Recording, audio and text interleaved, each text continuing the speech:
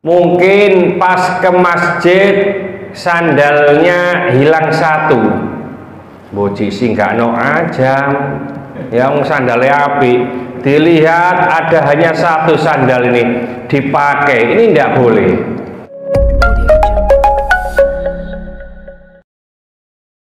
Assalamualaikum warahmatullahi wabarakatuh. Bismillahirrahmanirrahim. Wa anhu, dari siapa anhu ini? Anhu adalah dari Sayyidina Ali radhiyallahu anhu, mudah-mudahan Allah meridhoinya. Qala, Sayyidina Ali berkata, qala Rasulullah sallallahu alaihi wasallam, Rasulullah sallallahu alaihi wasallam bersabda, la yamshi ahadukum fi na'lin wahidatin. Janganlah salah seorang di antara kamu berjalan dengan satu sandal. Wal yun'ilhuma jami'an. Tapi hendaklah menggunakan keduanya. Au liyahlahuma jami'an, atau melepaskan keduanya atau melepaskan seluruhnya. Muttafaqun alaih. Hadisnya ini sangat pendek. Kita dianjurkan oleh Rasulullah sallallahu alaihi wasallam bahwasanya kalau memakai sandal jangan sampai hanya satu saja. Loh, kok ada orang yang memakai sandal hanya satu? Mungkin pas ke masjid sandalnya hilang satu, boci singgah no ajam, yang sandalnya api, dilihat ada hanya satu sandal ini dipakai, ini tidak boleh ya. Lebih bagus kalau memang sandalnya hanya satu, dilepas Pak. Apa nek ini jenenge gebuk enggak Pak? Ya, tidak pakai sandal ya. Nah, kalau sandal sisian itu boleh ya, sandal sisian itu boleh Bu ya, dan itu harus itu. Apa sandal sisian? Kiwa tengen. Ini tengen tok ya nggak bisa, kiwa tok ya nggak bisa ya. Jadi sandal ini adalah alat untuk menjaga kaki kita, pertama supaya tidak kena duri. Kalau di padang pasir itu tidak ada duri, tidak kena batu-batu yang lincip ya, yang lancip. Yang kedua, sandal ini digunakan untuk menahan atau supaya kaki kita tidak terkena najis.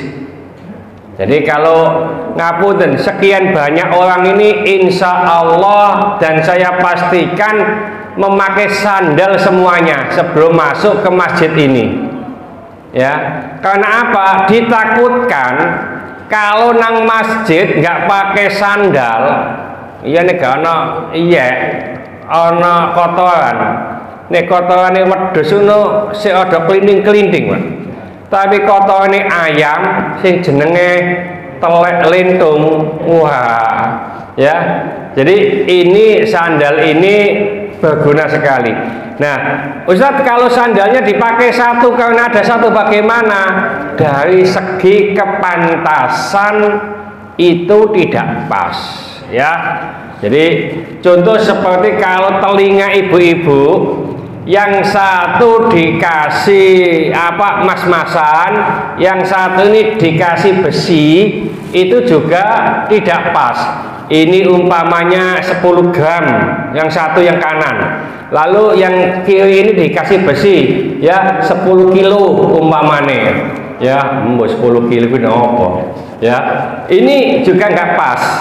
Oleh karena itu, untuk kepantasan maka kedua-duanya harus ada sandal itu.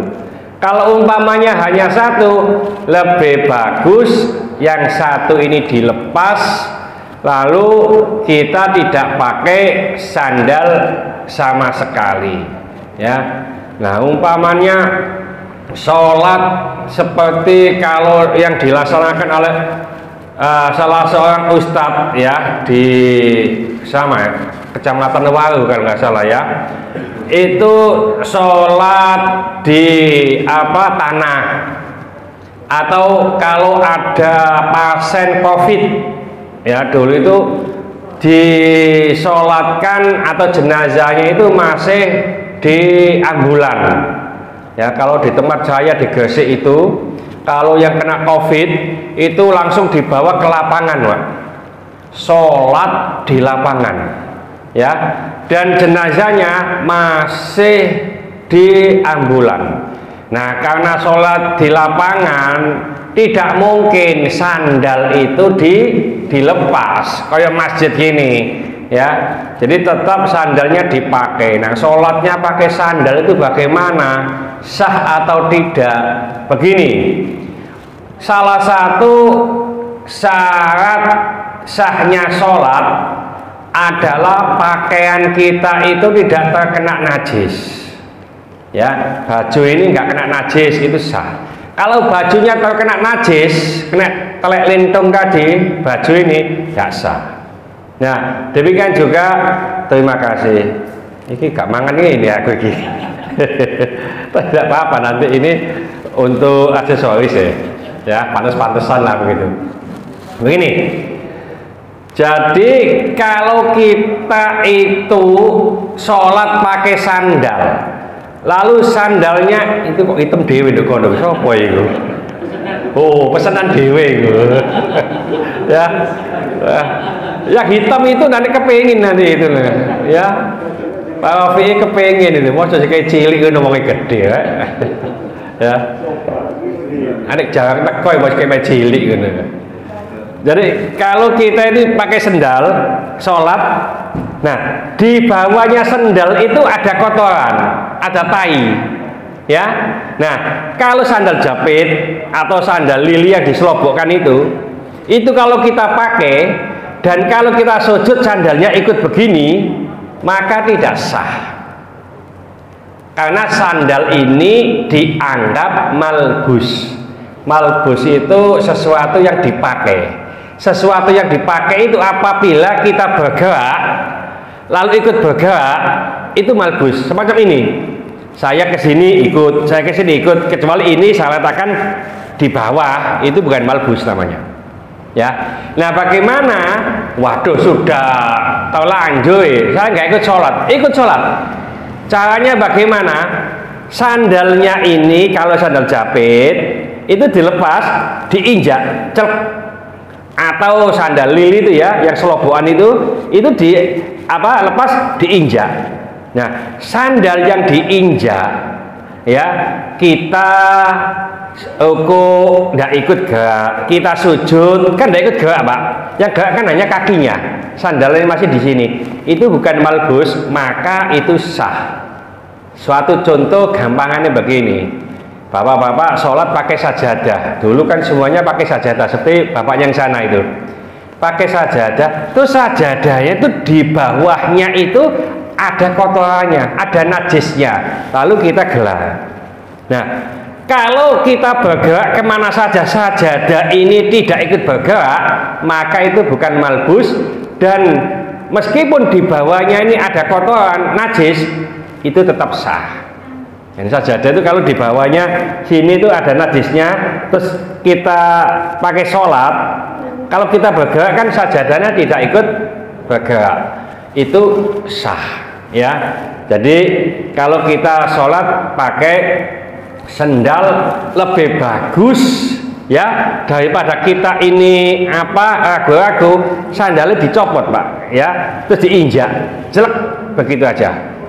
Jadi berarti ini sudah dianggap seperti sajadah.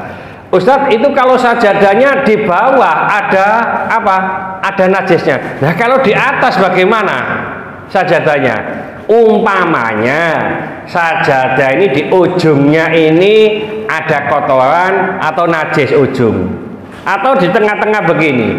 Selama tangan kita ya atau kaki kita atau anggota badan kita atau baju kita tidak menyentuh najis itu sah. Ya, di ujung, di tengah dan seterusnya. Ya, itu sah kecuali kalau terpegang atau terkena najis itu. Ya.